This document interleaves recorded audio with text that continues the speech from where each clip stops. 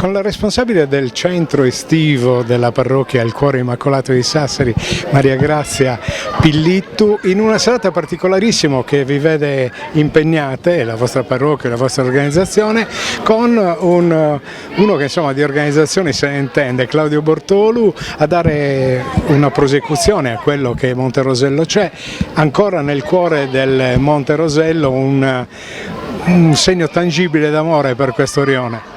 Assolutamente sì, noi siamo molto presenti nel nostro quartiere come parrocchia, come territorio, perché oltre a tutte queste collaborazioni, soprattutto con Bortolu, ci piace lavorare in questo quartiere per far capire anche alla gente che Monte Rosello c'è sempre stato e ci sarà. È una storia che si perde davvero nella notte dei tempi, d'altronde anche il sottoscritto, nonostante abitasse nella periferia più estrema canica, giocava a pallone con, addirittura con la Sardegna di Perez su all'Ebagiara, cioè mamma mia, grandi ricordi.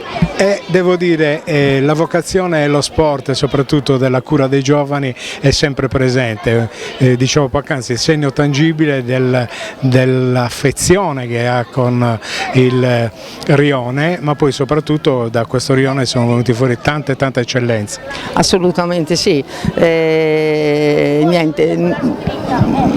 sì, è vero, sono venute fuori tante eccellenze che però continuiamo ad essere un po' ignorati, posso dirlo, perché ci sentiamo a volte molto abbandonati da tutto e da tutti, quindi grazie a queste nostre forze continuiamo ad urlare forte, ci siamo anche noi, ecco. E questa è una di quelle serate che è stata più o meno, non dico improvvisata, però non studiata troppo a tavolino. Diciamo che c'è stato il volere mio e dei miei animatori di voler fare questa dama vivente diversa da solito, con la collaborazione appunto dell'Anagnasi di Claudio Bortolu, che si lavora tutte e due nello stesso territorio da sempre. Sai cosa dico, Maria Grazia? Parlano solo ed esclusivamente i fatti.